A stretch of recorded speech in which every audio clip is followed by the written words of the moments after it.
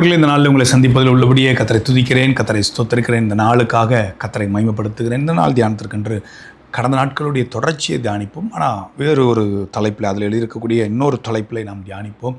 வசனத்தில் நிலைநிற்கும் வாலிபர்கள், தேவ வசனத்தில் நிலைநிற்கும் வாலிபர்கள் என்று சொல்லி 1 யோவானின் புத்தகம் 2ஆம் அதிகாரம் 14ஆம் வசனத்தில் நான் வாசிக்கிறேன்.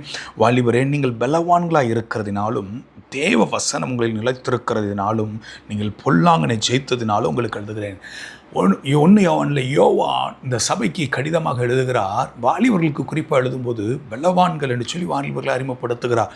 கடந்த நாட்கள் நம்ம பார்த்தோம் அல்லவா, பலம் உள்ளவைகள் அல்ல, பலவான்களாகவே நிறுத்துகிறதற்கு உங்களை என்னை தேவன் தெரிந்து கொண்டார் என்பதை கடந்த நாட்களை பார்த்தோம். இந்த நாளில் தேவ வசனம் உங்களில் நிலைத்திருக்கிறதுனால் உங்களுக்கு நான் எழுதுகிறேன். பலம் உள்ளவர்கள் என்று சொல்லி எழுதுகிறார். தேவ வசனம் நிலைத்திருக்கள் என்று சொல்லி எழுதுகிறார். பொல்லாங்கனை ஜெயித்தவர்கள் என்று சொல்லி எழுதுகிறார். தேவ வசனம் வாலிபரத்தில் நிலைத்திருக்க வேண்டும் என்று சொல்லி வேதம் மிகவும் அழுத்தமாக எழுதுகிறது. வாலிபனாகிய யோசுவாவுக்கு கர்த்தருடைய ஆலோசனை அவ்விதமாக தான் வெளிப்பட்டது.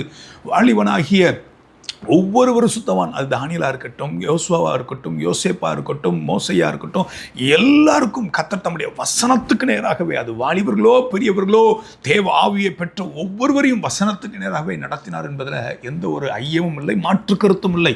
உங்களையும் என்னையும் இன்றைக்கு கர்த்தர் தம்முடைய வசனத்தின்படியே நடத்த விரும்புகிறார். உதாரணத்திற்கு சங்கீதத்தின் புத்தகம் 119ஆம் சங்கீதம், எல்லாருக்கும் பிடித்த சங்கீதம், எல்லாருக்கும் பரிச்சயமான பகுதி தான் சங்கீதம். 119ஆம் சங்கீதம் 9ஆம் வசனத்தில் வாசிக்கும் போது, 119ஆம் சங்கீதம் 9ஆம் வசனத்தை நான் வாசிக்கிறேன்.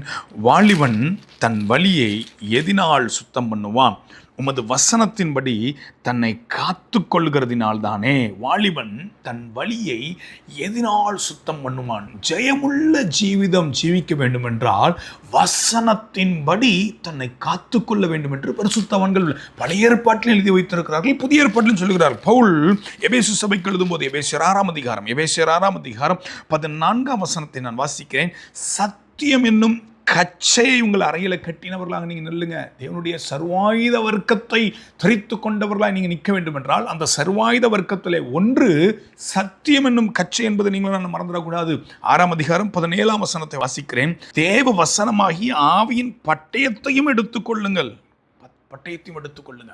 இந்த 6ஆம் அதிகாரத்தை எழுதும்போது பவுல் அந்த சபைக்கு இப்படியாக எழுதுகிறார். 10ஆம் வசனத்திலிருந்து கடைசியாக, என் சகோதரரை, கர்த்தருடைய சத்துவத்தின் வல்லமையிலும் பலப்படுங்கள். நீங்கள் பிசாசின் தந்திரங்களுக்கு எதிர்த்து நிற்க திராணிகள் ஆகும்படி தேவனுடைய சர்வாயுத வர்க்கத்தை தெரித்துக் கொள்ளுங்கள். அதில் தேவனுடைய சர்வாயுத வர்க்கத்தில் ஒரு சில பட்டியலை போடுறார். அதில் 2 மிக முக்கியமான காரியம். 1 சத்தியம் என்னும் கச்சை, 2 தேவ வசனமாகிய ஆவியின் பட்டயம். இதை நீங்கள் பிடித்து நிற்க வேண்டும் என்று சொல்லி சங்கீதங்களில் வாசித்தோமே.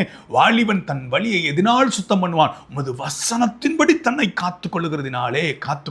அப்படி வசனத்தின்படி தன்னை காத்துக்கொண்டு வார்த்தையின்படி தங்களை நடத்தக்கூடிய வாலிபர்களை குறித்து தான் துன்மார்க்கருடைய ஆலோசனை நடவாமல் என்று சொல்லி சங்கீதம் 1 நாம் வாசிக்கிறோம் அல்லவா.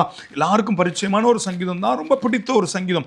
வாசிப்போம். சங்கீதம் 1ஆம் சங்கீதம். துன்மார்க்கருடைய ஆலோசனை நடவாமலும் பாவிகளுடைய வழியில் இல்லாமலும் பரியாசக்கார உட்காரவிடத்தில் உட்காராமலும் கர்த்தருடைய வேதத்தில் பிரியமாயிருந்து இரவும் பகலும் அவருடைய வேதத்தில் தியானமாக இருக்கிற மனுஷன் பாக்கியவான். இரவும் பகலும் அவனுக்கு ஒரு வாக்கு கொடுக்குறாரு, அவன் செய்வதெல்லாம் வாய்க்க. இன்றைக்கி வாலிப பிள்ளைகள் என்கிட்ட வரும்போது சொல்லுவாங்க, ஆனால் நான் செய்கிற எதுவுமே சரியில்லையே, எல்லாம் ஆரம்பிக்கும் போது நல்லா இருக்குது, முடியும் போது சரியில்லை, இதில் நாங்கள் எங்கே தப்பு பண்ணுறோம்பாங்க. அப்போ நான் ஒரே காரியம் சொல்லுவேன், நம்ம செய்கிறது வாய்க்க வேண்டுமல்ல, அது கர்த்தருடைய அனுக்கிரகம். பொதுவாக எல்லாரும் அனுபவங்களை சார்ந்திருப்பாங்க.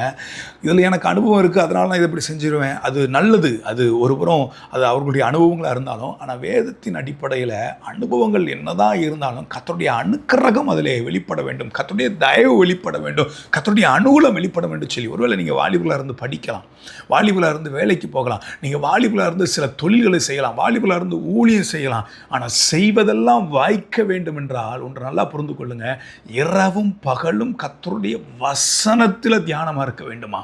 வாலிபர்களே, வேத வசனம் உங்களில் நிலைத்திருக்கிறனால் எழுதுகிறேன் என்று சொல்லி 1 யோவான் 2ஆம் அதிகாரம் 14ஆம் வசனத்தை நாம் வாசிக்கிறோமே.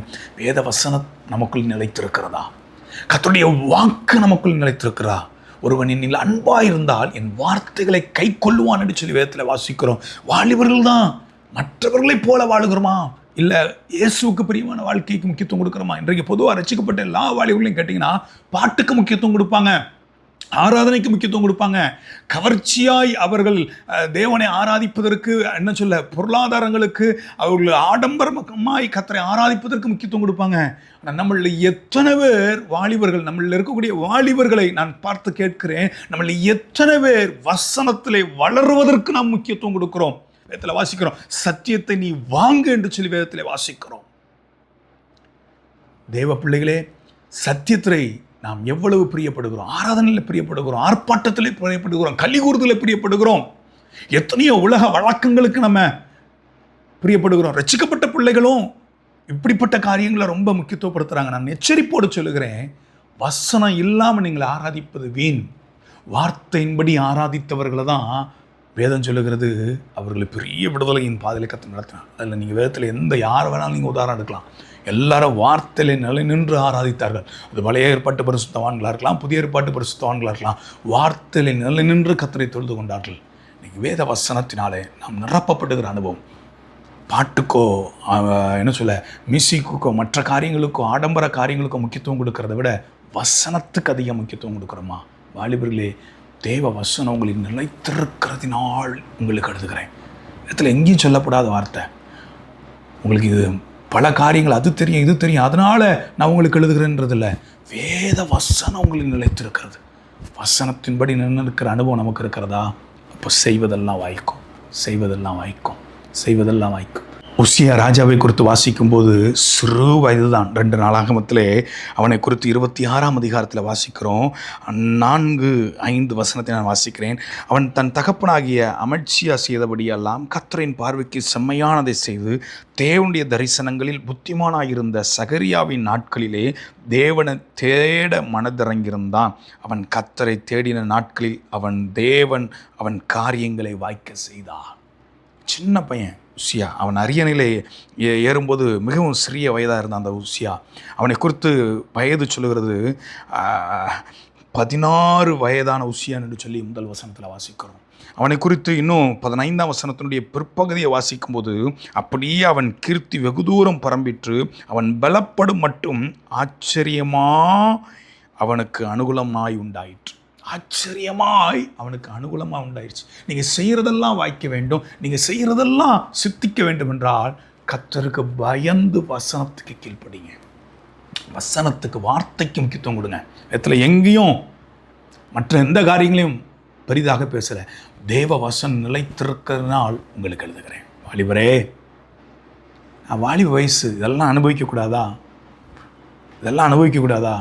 எல்லாம் அனுபவிக்கலாம். ஆனால் ஒன்றா சொல்லுகிறேன், வேத வசனத்தின்படி வாழ்ந்தால் மாத்திரமே நமக்கு பரலோகம்.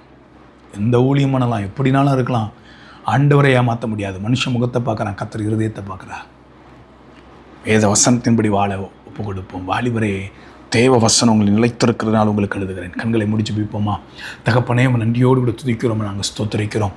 தேவ வசனம் நிலைத்திருக்கிறதுனால எழுதுகிறேன் என்று சொல்லி ஆண்டவரே, யோவான் ஆண்டவரே சபைக்கு எழுதுகிறாரே, ஆண்டவரே வாலிபர்களை குறித்து எழுதும்போது ஆண்டவரே தேவ வசனத்துக்கு தங்களை ஒப்பு கொடுத்த வாலிபர்களை வேதத்தில் எவ்வளவு நீர் உயர்த்தினீர் என்று சொல்லி நாங்கள் பார்த்துருக்கிறோம். ஆண்டவரே அப்பா, விசேஷமாக ஆண்டவரே அவன் செய்வதெல்லாம் வாய்க்கும், அவன் காரியம் சித்திக்கும், அவனுக்கு அனுகூலமான காரியங்கள் நடந்தது, ஆச்சரியமாக இருந்தது என்று சொல்லி வேதத்தில் நாங்கள் வாசிக்கிறோமே. அதே போல் எங்களுடைய வாழ்க்கையில் கூட என் சத்தத்தை கேட்கிற வாழ்க்கையுடைய காரியங்கள், கையின் கிரியைகள் ஆசீர்வாதமாக இருக்க வேண்டும் என்றால் வசனத்தின்படி வாழ தங்களை ஒப்பு கொடுக்கட்டும். வசனம் நிறைந்திருக்கட்டும். கர்த்தர் மகிமையடைய. இயேசுவின் மூலம் பிதாவே, ஆமென்.